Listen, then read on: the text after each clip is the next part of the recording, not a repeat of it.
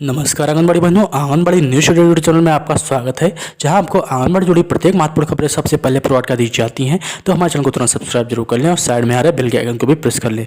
बहनों, संसद भवन में एक बहुत ही बड़ा आदेश पारित होने वाला है।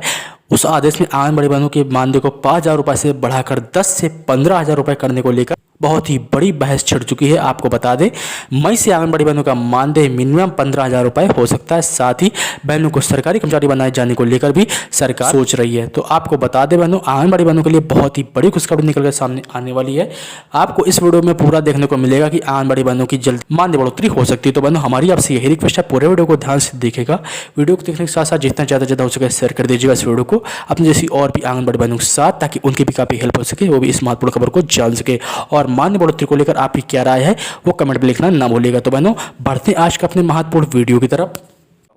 एक लोक प्रतिनिधि होने की हैसियत से जब भी कोई आंगनवाड़ी सेविका, आंगनवाड़ी वर्कर या आशा वर्कर से मुलाकात होती है तो वो यही बात कहती है कि हमारे लिए कुछ करिए।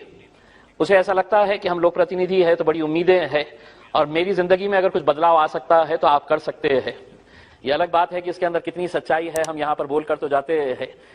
आज जब हम बोलेंगे तो पूरी दिल से बोलेंगे और बहुत उम्मीद करेंगे, क्योंकि ये जितना भी ये सदन है, हम अलग अलग राजनीतिक पार्टियों से आते होंगे, लेकिन हकीकत यह है कि हमने मौत को बहुत करीब से देखा है। कोरोना के पीरियड के अंदर कौन अमीर था, कौन गरीब था, कितना बलवान था, किस राजनीतिक पार्टी, किस जाति, किस धर्म का था, कोई मायने नहीं रखा। मौत आई और सबको लेकर चली गई। ये तो हम खुशनसीब है कि हम जिंदा रह गए। और अब हमारा यह दायित्व है कि जो लोग मौत के करीब जा रहे हैं उनको कैसे जिंदा रखा जाए करके। आंगनवाड़ी आशा वर्कर्स 1975 के अंदर उस वक्त की प्रधानमंत्री इंदिरा गांधी के दौर में यह शुरू हुई थी। 38 स्कीम्स इसके जरिए चलाए जाते थे और उस वक्त जब यह स्कीम शुरू हुई थी तो एक आंगनवाड़ी सेविका को महज 225 रुपये ऑनोरेरियम के तौर के ऊपर 1975 के अंदर दिए जाते थे। करीब करीब हम 50 साल आ गए हैं। मेहनत उनकी इतनी ज्यादा होने के बावजूद भी आज एक आंगनवाड़ी, एक आशा वर्कर कितना पैसा कमाती है, ये हम सब के लिए बहुत ही शर्म की बात होनी चाहिए। क्योंकि इस मुल्क के अंदर, इसके अंदर राजनीति नहीं कर रहा हूं मैं, लेकिन हम स्मारक बनाने के ऊपर, हम पुतले बनाने के ऊपर हम हजारों करोड़ रुपया खर्च करते हैं। ये जो आंगनवाड़ी सेविकाएं हैं, ये क्या काम कर रही है। 2020 के अंदर एक स्टोरी आई थी महाराष्ट्र के एक आंगनवाड़ी वर्कर की, जिसने सबको हिलाकर रख दिया था कि उस आंगनवाड़ी वर्कर जो महिला थी, उसकी तड़प ऐसी थी कि वो नंदुरबार से एक गांव को पहुंचने के लिए खुद कश्ती में बैठती थी। 18 किलोमीटर खुद वो सफर करती थी। आज भी उसका वीडियो यूट्यूब के अंदर आपको देखने को मिलेगा। 18 किलोमीटर वो पानी के अंदर खुद कश्ती चलाते हुए जाती थी, ताकि वहां पर उस गांव के दूसरे किनारे पे जो ट्राइबल के बच्चे हैं उनकी देखभाल, उनको अंडे पहुंचाने का, उनको दूध पहुंचाने का, उनकी माताओं की हालत देखने का, वो बच्चे पढ़ रहे हैं कि नहीं ये देखने का। सोचिए उसका जज्बा कैसा होगा। और उसे मिलता क्या है, उसके बदले के अंदर उसे हासिल क्या हो रहा है। आज आंगनवाड़ी वर्कर्स की अगर हम पगार अगर हम देखेंगे, जो सैलरी देखेंगे, हम तो सांसद है, अपनी पगार बढ़ाना है तो हम एक झटके के अंदर बढ़ा सकते हैं और हजारों रुपये से बढ़ा सकते हैं। इनकी सैलरीज क्या है। मैं मेरे महाराष्ट्र के हद तक की बात करता हूं। आंगनवाड़ी वर्कर को कितना पैसा दिया जाता है तो 8,500 जो मेन आंगनवाड़ी वर्कर है, जो आंगनवाड़ी वर्कर मिनी जिसे कहा जाता है, उसको सैलरी दी जाती है 4,500 रुपये और जो दूसरी है उसे महज 5,000 रुपये। तो आंगनवाड़ी वर्कर्स की अगर हम सैलरी देखेंगे तो वो 4,500 रुपये से 8,000 रुपये। सुबह 8 बजे से लेकर दोपहर में 3 बजे तक काम करना, और काम करना भी ऐसा कि उन्हें पूरा प्रोग्राम दिया हुआ होता है। वो घर पर बैठ नहीं सकती है, क्योंकि जितना काम करेगी उतना पैसा मिलेगा। अब मेरा यह कहना है, अगर यही महिला अगर मजदूरी करने निकलती है, अगर बांधकाम के ऊपर जाकर वो सिर्फ मिट्टी उठाने का काम करती है, वो ईंटें यहां से वहां पहुंचाने का अगर काम करती है, तो उसे कम से कम रोज के 400 रुपये से 600 रुपये मिलते हैं। यानी कि महीना उसे 12,000 रुपये से लेकर 16,000 रुपये उसकी कमाई हो सकती है। लेकिन आज अगर इतनी सारी महिलाएं इस जज्बे के साथ आ रही है कि मैं एक सेवा का काम करने के लिए जा रही हूं, मैं बच्चों को जिंदा रखने का काम करने के लिए जा रही हूं, और हम उसे महज 4,000, 5,000, 6,000 रुपये दे रहे हैं, तो कहीं ना कहीं हम सिर्फ उस सेविका के साथ नहीं, हम ये बता रहे हैं कि जितने बच्चे अपनी अगर उनकी किस्मत है वो जी लिए तो जी लिए, जो मर गए तो मर गए। हम इस हिसाब से उनको दे रहे हैं कि हम तो तुमको बुला रहे हैं, हम इतना पैसा देंगे और तुम ये काम करना है करो। आज जब ये सदन शुरू हो रहा था, अध्यक्ष महोदय, मैंने जिला परिषद के कुछ अधिकारियों को बुलाया इसका एक रिव्यू लेने के लिए कि आखिर में क्या है करके। मैंने एक अधिकारी से पूछा कि हमारे जिले के अंदर चाइल्ड मोर्टेलिटी क्या है करके, तो उसका तुरंत जवाब था बहुत कम है। मैंने कहा मदर मोर्टेलिटी कितनी है जो प्रेगनेंसी के दौरान बच्चा पैदा करते वक्त या प्रेगनेंसी के दौरान मर जाती है?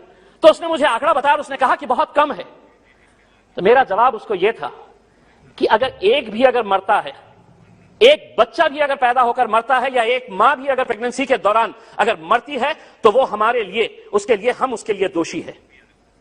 परसेंटेज कम हो रहा है। हम पिछले टाइम हमारे पास 50 महिला मरी थी, अब 40 मर रही है। पिछले टाइम 100 बच्चे मर रहे थे, अब 80 मर रहे हैं, उनकी जान जा रही है। मेरे हिसाब से एक एक बच्चे के लिए आज मैं केरला गवर्नमेंट का, पांडिचेरी गवर्नमेंट का और गोवा की गवर्नमेंट का, जब हमने ये हिसाब लगाया कि महाराष्ट्र इतना प्रगतिशील राज्य होने के बावजूद क्या वजह है कि आप इतना कम पैसा दे रहे हैं, तो हमको पता चला कि केरला ने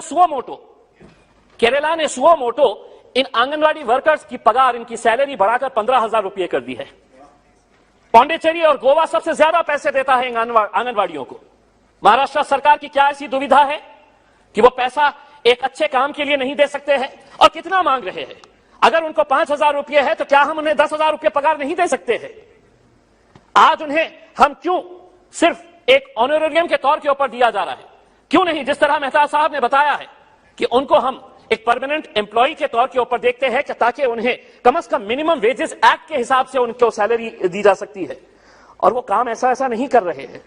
आज वो गांव के अंदर जाते हैं। मैं तो ये कहूंगा, मैं सरकार से ये कहूंगा और पूरी ईमानदारी के साथ ये कहूंगा, मेहनत हमारी आंगनवाड़ी वर्कर्स कर रही है, मेहनत हमारी आशा वर्कर्स कर रही है, लेकिन आप अपनी पीठ थपथपा रहे हैं। आप सारा क्रेडिट उनका जो है मुफ्त के अंदर मेहनत वो कर रहे हैं और आप कह रहे हैं कि नहीं, हमने देखिए कितना अच्छा काम किया है। अगर वो ना रहे तो आपके पास सिर्फ मौत के आंकड़े आएंगे। ये जाती है महिलाएं जाकर बताती है कि क्या होना चाहिए, क्या नहीं होना चाहिए करके, चाहे वो डिलीवरी का रिकॉर्ड्स मेंटेन करना हो, चाहे ऐसे बहुत सारे कोविड की दवाइयां हो। आज वैक्सीनेशन सबसे ज्यादा अगर गांव के अंदर हुआ है तो आप तो कितने गर्व से आकर ये कहते हैं। हेल्थ मिनिस्टर हमारे महाराष्ट्र से आती है। मैडम, आप भी अच्छी तरह से जानते हैं कि उनकी हालत क्या है, उनकी पीड़ा क्या है, आप भी अच्छी तरह से समझते हैं। और एक महिला होने के हैसियत से ये तो आपकी जिम्मेदारी है। हमें बोलने की जरूरत नहीं होनी चाहिए। हमें बोलने की जरूरत इसलिए नहीं होनी चाहिए कि यहां पर सदन के अंदर, चाहे वो सत्ता में बैठे हुए हो या विपक्ष के अंदर बैठे हुए हैं, उनकी पीड़ा आप अच्छी तरह से समझ सकते हैं, उनकी तकलीफें क्या है आप अच्छी तरह से समझ सकते हैं। लेकिन जानकर भी अगर आप अनजान बने रहना चाहते हैं तो इसके लिए कौन दोषी है? मैं आपसे हाथ जोड़कर यह अनुरोध करना चाहूंगा कि एक बहुत जिम्मेदारी का काम ये लोग कर रहे हैं। अगर हम इन्हें थोड़ा सा और सहारा अगर हम दे देते हैं तो मेरे हिसाब से एक बहुत अच्छा काम जो है वो हो जाएगा।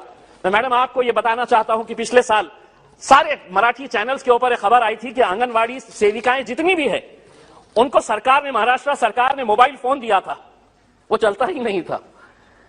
तो 1 लाख महिला आंगनवाड़ी जो सेविकाएं थी, उन्होंने ये तय किया कि हमको ये मोबाइल फोन नहीं चाहिए, या आप रख लीजिएगा करके।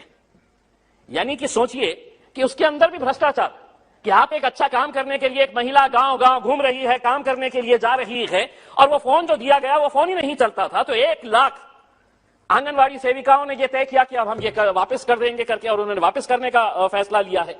मेरा सरकार से यही अनुरोध है। मैं सबसे पहले तो इस मामले के अंदर हमारे सम्मानीय सदस्य रितेश जी का बहुत बहुत धन्यवाद अदा करता हूं कि एक ऐसे लोगों की आवाज उन्होंने इस सदन तक पहुंचाई है। देखिए, मैं आपको बताना चाहता हूं कि जो आंगनवाड़ी जो सेविकाएं हैं उनकी एक यूनियन है, वो यूनियन ने एक मिनट से, आंगनवाड़ी कर्मचारी यूनियन के लीडर्स ने हमारे फाइनेंस मिनिस्टर आदरणीय निर्मला सीतारमण जी से मुलाकात की सितंबर 2021 के अंदर, और उनसे यह अनुरोध किया कि आने वाले बजट के अंदर हमारे बारे में कुछ सोचा जाए करके। उन्होंने women and child development minister केंद्र सरकार की, उनसे भी मुलाकात की, और उन्हें क्या मिला बदले में? वो इंतजार करते रही कि अब बजट आएगा, उसके अंदर कुछ ना कुछ हमको मिलेगा।